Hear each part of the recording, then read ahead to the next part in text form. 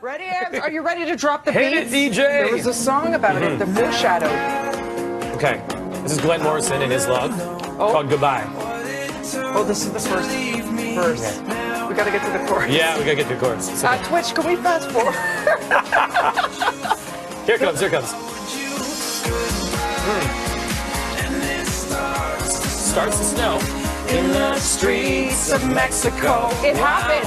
So who's this is a Canadian artist, Glenn Morrison. This is Glenn Morrison and his love. Yeah, Canadian DJ producer is Glenn Morrison. Foreshadowing this story.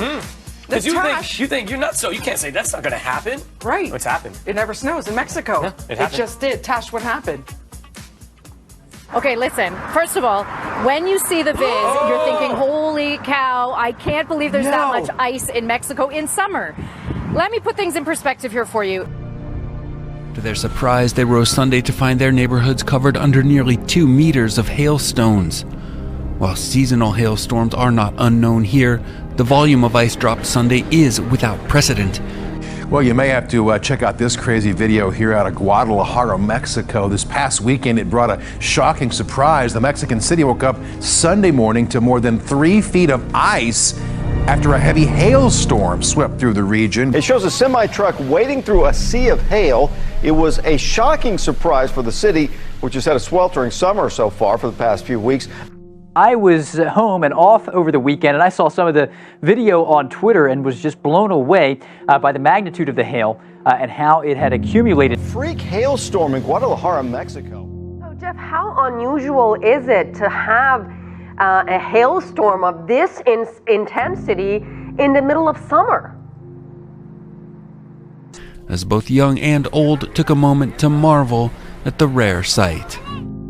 Scientists are puzzled by a disturbing trend in the waters along 4 Gulf Coast states. There has been a large increase in dolphin deaths this year along the northern part of the Gulf Coast. Almost 300 dead and dying dolphins have washed ashore since February. That's about 3 times the usual number. As marine biologists try to figure out the cause, the numbers are troubling. From Louisiana to the Florida Panhandle, coastline residents keep seeing a dolphin die-off. They're all bottlenose dolphins, which live closest to shore. Last week, NOAA's Marine Mammals Standing Program, which Fougere oversees, designated this die-off an unusual mortality event, or UME. They're up more than 3 times the average, and we're only halfway through the year. Usually during this time frame, historically, we would see about 87 dead dolphins showing up on the beach in the northern Gulf. Wow. So we've now seen about a 3-time uptick in those numbers, and we're just approaching now close to 300 animals within the past 6 months. Here's what we do know. Scientists can't stop whatever's happening. No one can out there. But they are aggressively trying to get to the bottom of whatever it is. It's a mystery along the Pacific coast. Gray whales are dying in large numbers. At least 167 have washed ashore from Mexico to Alaska since January 1st. Beaches along the west coast are looking more like crime scenes as investigators examine bodies that have washed ashore. They're trying to solve a marine mystery. Why are so many gray whales dying? Well, the federal government just declared a wildlife emergency, and that triggers a response from scientists to begin looking for a cause. It looks like it's on track to reach or exceed the most we've ever seen in a previous year. So far this year, at least 167 dead gray whales have washed up on shorelines from Mexico to Alaska.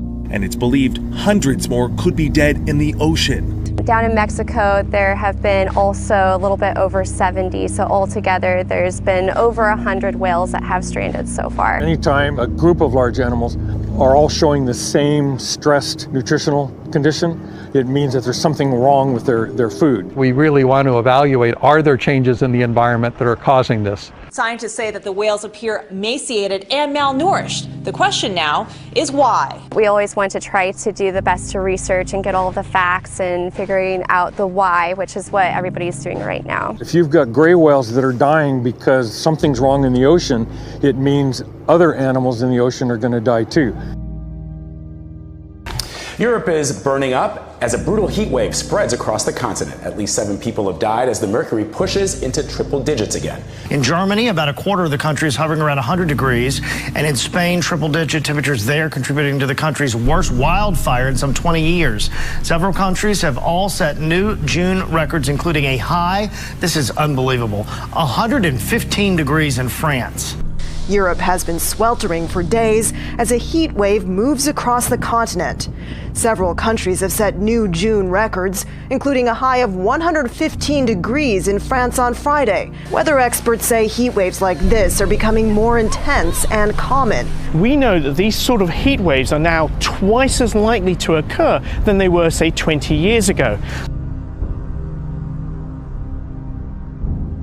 The World Meteorological Organization says this year is on track to be one of the hottest in history.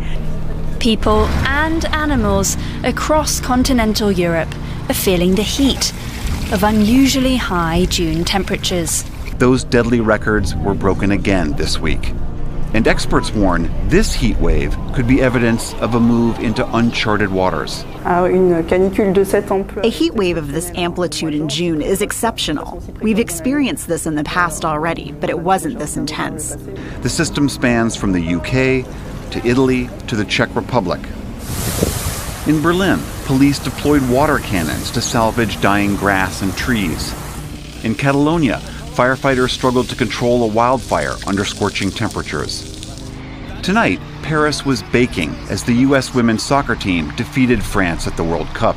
The results speak for themselves. The hottest summers in Europe since 1500 AD have all occurred in this century. 2002, 2003, as we just saw in the report, 2010, 16, 18, and potentially 2019 if we continue at the current rate.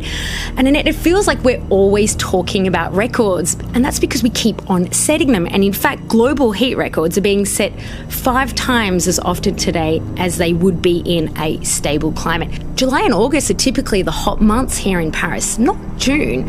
And we're seeing a potential heat wave, or we're seeing it's on the cards right now. The last one was in 2005, but that is the only one we've seen since 1947. Not only that, the one that's happening right now is predicted and most likely to be much more intense, so in fact, unprecedented in June, and we will be setting yet another record in it.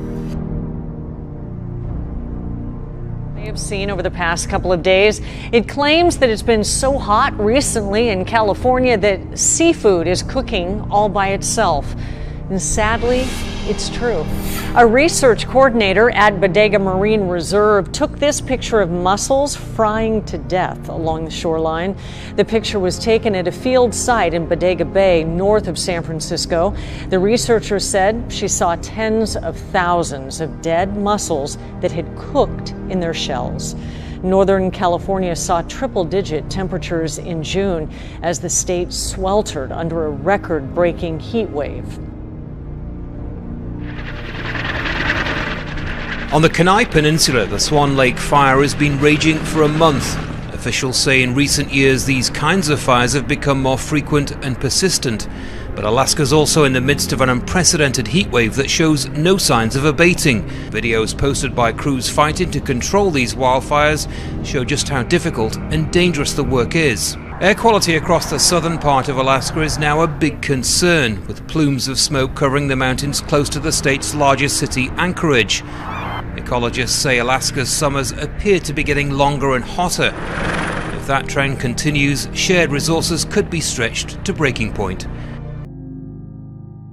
The death toll has risen to 20 in Siberia as major floods continue. Russian authorities confirmed at least 8 people are still missing in the southeast of the country. Torrential rain over the weekend saw major floods hit 55 towns and villages in the EARTH region, affecting 4,000 houses. River levels continue to rise. President Vladimir Putin has ordered the military to join the rescue efforts.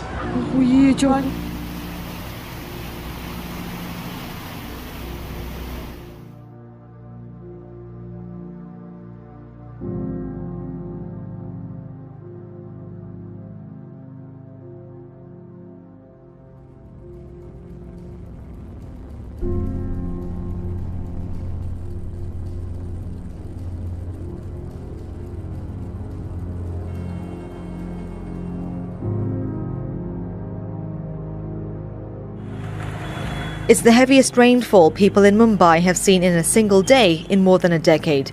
More than 350 millimeters of rain fell in just over 24 hours in the city of 20 million people. As heavy monsoon rains have battered Mumbai, authorities are warning people to stay indoors because of the risks of such conditions. In fact, it's been declared a public holiday. India has its monsoon season every year, but this storm has already brought the second highest rainfall in 44 years. Our top story tonight, a 5.8 to 6.2 magnitude earthquake off the coast of BC near Port Hardy and Bella Bella was reportedly felt by some here in the Lower Mainland. We want to get to Southern California on alert this morning after getting hit by the largest earthquake there in 2 decades, sparking more than 160 aftershocks. Felt for hundreds of miles. People felt it from Los Angeles all the way to Las Vegas. It was a magnitude 6.4 quake. It is the biggest quake in decades there. You can see the shaking workers running for cover inside this restaurant.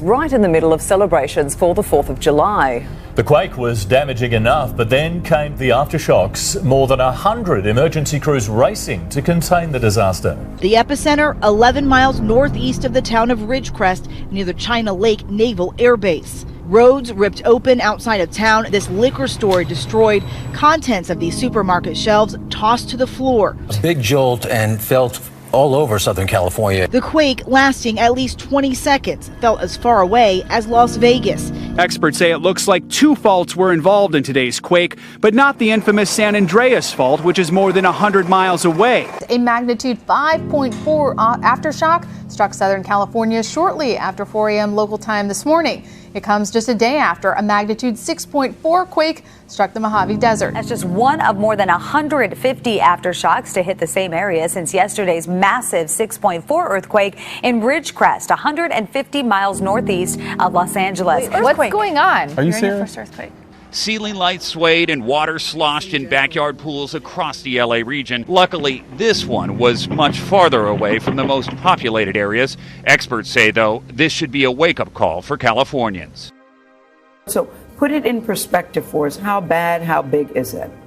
Well, it's big enough to cause tremendous damage. The Northridge earthquake was at 6.7, just a little bit higher in magnitude, but it hit a populated area. You said we're long overdue? Long overdue. We're playing Russian roulette with Mother Nature. You realize that the last big earthquake to hit the LA segment of the San Andreas Fault was, get this, 1680. That's over 300 years ago. But the cycle time for breaks and earthquakes on the San Andreas Fault is 130 years.